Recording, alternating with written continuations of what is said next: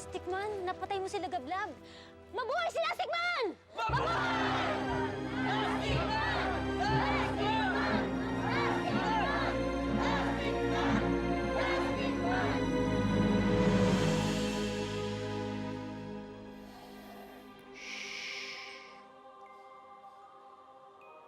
Tahan na, Ayesa.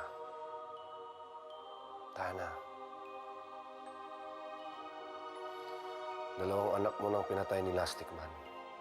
Buhay ang inutang niya. Dapat buhay din ang kapayaran.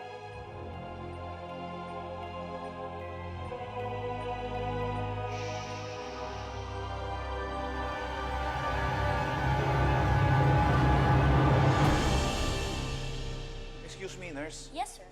May naglipat ba kay Ayesa White? Yes, White. Wala naman po, sir. Bakit ho? Nasaan siya? Wala siya sa kwarto niya. Ho? Hindi ko alam eh. Ano? Wala ba nagche-check sa inyo? Sa kanya from time to time? Meron naman po. Sandali lang po, ah. Ikaw ba ang head nurse dito? Bakit po? Excuse me lang Si po. Ayesa White, yung pasyente niyo, wala sa kwarto niya.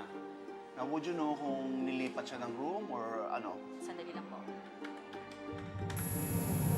Wala sa kanila ang may dala ng baril, Lastikman. At saka lahat ng tao rito ay nasitakbuhan at nagsitago. Kayo lang ni Lagablab at ni Briggs ang naiwan dito. Lastikman, sinasabi mo bang hindi ikaw ang pumatay kay Lagablab? May bumaril sa kanya? Anong masasabi mo tungkol dito, Lastikman? Magadon, itigil mo na ang pagduko sa mga estudyanteng mamamayan para gawing halimaw. At itigil na rin natin ang walang saysay na pagpatay.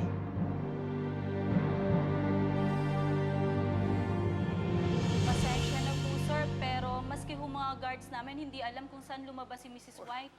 Are you seriously thinking na lumabas dito sa ospital ang isang baldadong tao? Nagpapatawa ka ba? Magadon, itigil mo na ang pagduko sa mga estudyanteng mamamayan para gawing halimaw. At itigil na rin natin ang walang saysay na pagpatay. Hindi kaya dinukot ni Jared Evilo si Ayesa?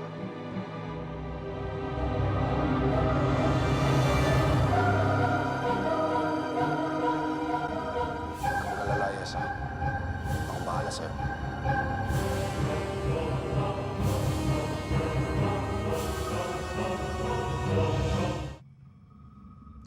How are you, Ayesa? Huwag mo na pilitin magsalita. May paraan tayo dyan. Ito.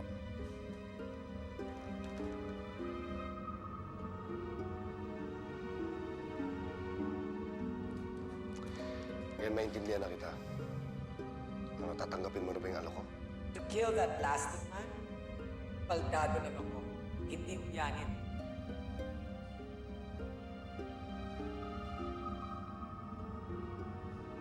Ayesa, huwag ka papayag!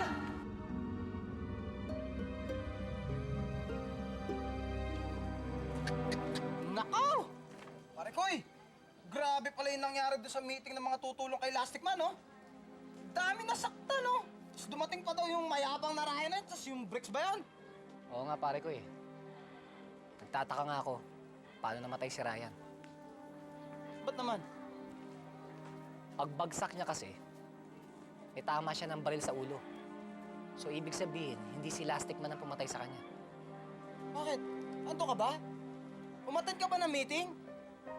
Ganyan ka naman, hindi mo naman ang sinasama eh. Hindi, pare ko nabalitaan ko lang dito. Kala ko, iniiwan mo na naman sa ere. Pero kung si Lastikman man yun, no, hindi. Ang importante, wala na, patay na yung halimaw. Kasi ang daming namatay, tsaka namamatay na pinipinsala ng Jared Evilo na yan. Kaya nga ginagawa lahat ni Lastikman para mapigilan yung agado na yan or Doc Jared Evilo. Akala ko, ba't kaya ginagawa nung agado na yun yun? Kung hindi niya pinapatay yung mga tao dahil sa sakit, gagawin naman niya halimaw. Adik ba yun? Baliw siguro, pare ko Kaya dapat mahanap na yon. Kung hindi, lahat tayo magiging baliw. Sige, Ayesa, ano bang gusto mo sabihin? He killed my son, Jack. Plastic man killed Ryan. So, pumapayag ka na? Pero anong magagawa ko ganito? Ayesa, pagagalingin kita. Uy, pag tinukot kaya ako ni Jared Evelyn, ano kayang klaseng halimaw ko, no? Ano kaya klase powers ko, pare ko, no? Huwag ka nga magbiro ng ganyan, pare ko yan. Hindi, pare ko, sa tingin mo, pag naghihalimaw ako, kaya ko nang talunin si Elastic Man? Ha? Ano ba? Hindi ka ba titigil? Hindi, ikaw naman! Sa tingin mo, anong halimaw ka? Anong powers gusto mo, ha? Lahat na lang ba ng mga kaibigan ko nagiging halimaw? Ano naman? Sungit? Tatanong lang naman eh. Basta, pag naging halimaw ka, oo, lalabanan ka ni Elastic Man. Dahil ang importante sa kanya, yung kapakanan ng marami. Hindi yung pansarili.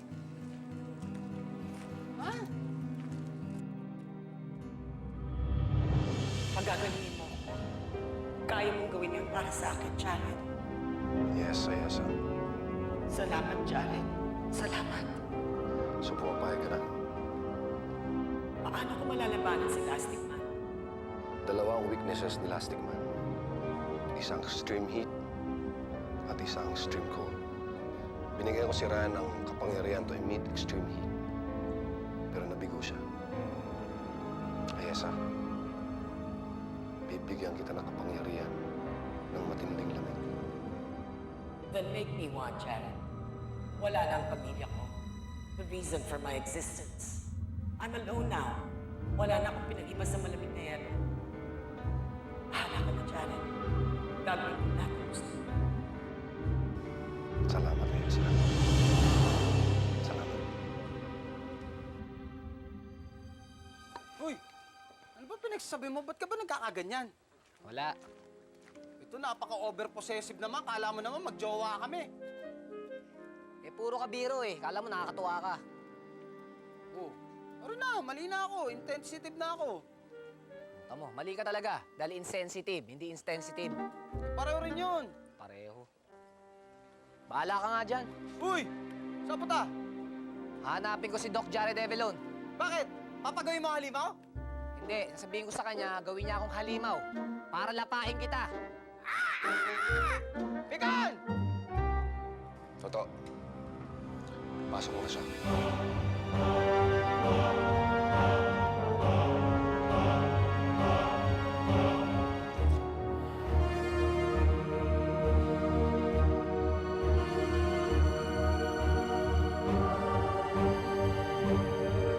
Pwede ba wag ka na makialam?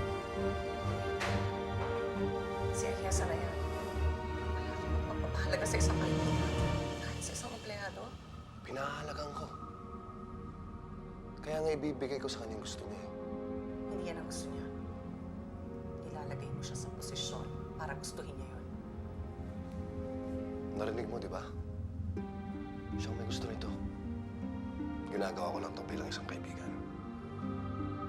Ginagamit mo lang siya para patayin naman ako. Siyempre. Lahat ng pagtulong ko sa kapwa ay may kapalit. Tao ka, di ba? Kayong mga tao, lahat sa inyo may kapalit.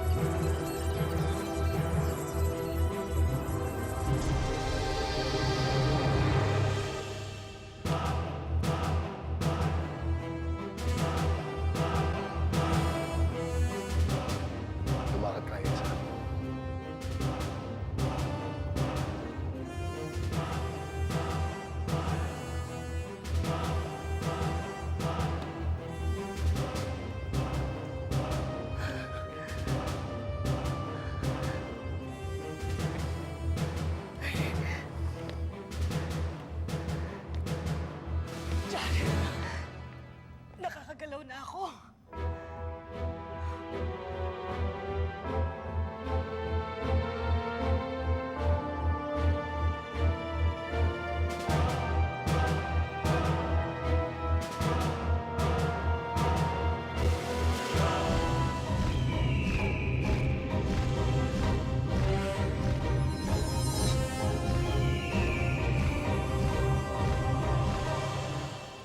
Di pa tayo tapos sa ESA. Marami pa tayong prosesong gagawin.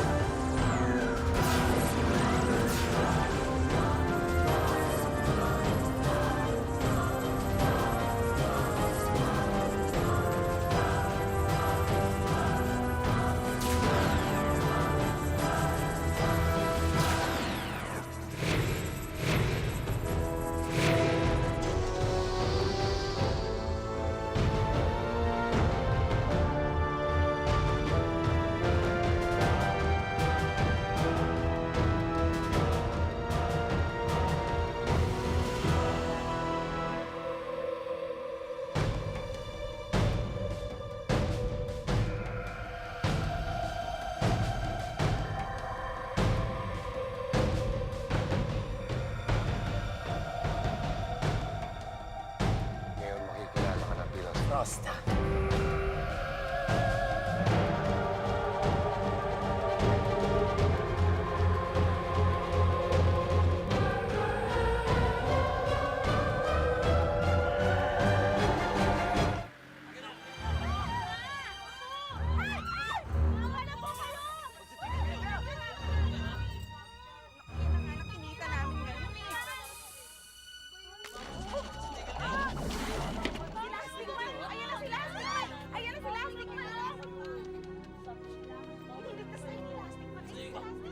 Takbo tayo!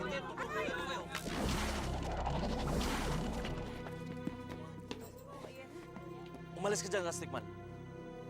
Alam nyo, Adonis Boys, ibalik nyo na yung gamit nila. Huwag kang makalam! Pira lang kailangan namin.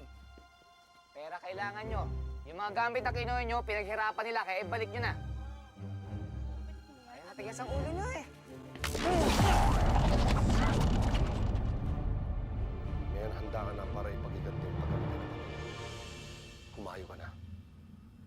Patayin mo si Lastic Man. Hindi basta-basta ang pag-atake kay Lastic Man. Marami na siyang napatay. Dapat, pag-isipan ng mabuti ang bawat hakbang. Dapat paghandaan ang bawat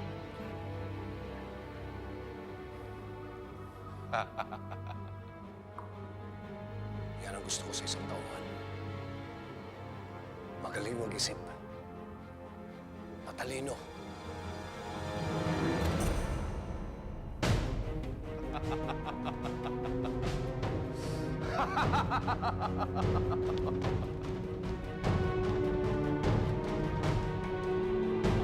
Salamat kayo. Alam mo, monti ka naman kung ano mga damo. Itong konti kong kinita. Wala naman akong ganong pera. Sana tanggapin mo na lang ito bilang pasasalamat. Naku, wag na ho. Hindi ako tumatanggap ng bayad eh. Ganun ba? Salamat na lang ho. Sige, kung ayaw mo talaga nito, huhulaan na lang kita. Kung hindi mo na itatanong, isa ako manghuhula. Sana naman huwag mo kong tagyang hulaan kita. Sige na, huhulaan kita. Hulaan kita. Ganun po ba? Oo. Eh, kung talaga pong mapilit kayo, yung kaibigan ko na lang po magpapahula sa inyo. Nawawala kasi yung nanay niya. Sige, papuntahin mo siya sa akin. Sige ho.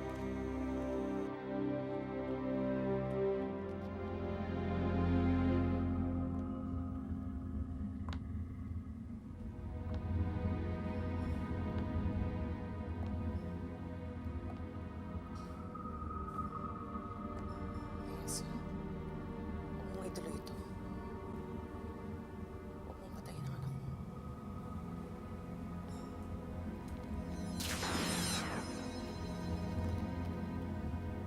Anak ba si Lastic Man?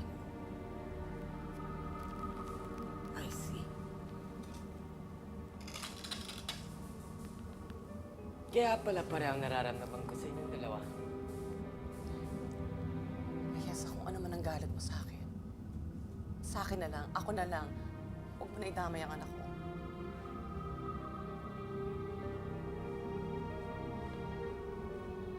Kung may una akong dapat inalis sa mundong ito, Cynthia, ikaw yun.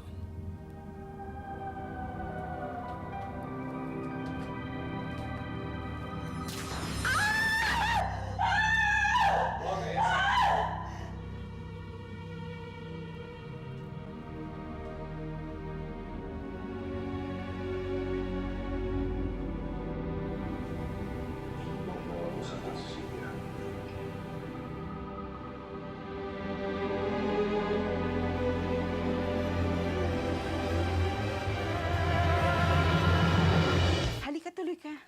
Halika. Maupo ka.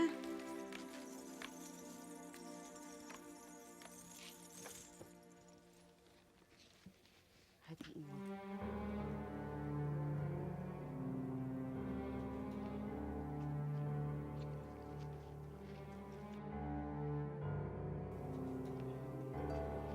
Bumunot ka ng barahan.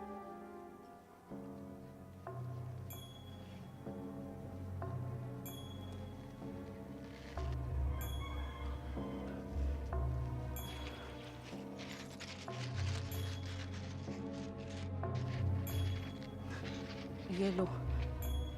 Yelo ang papatay sa'yo. At malapit na siya. Oh?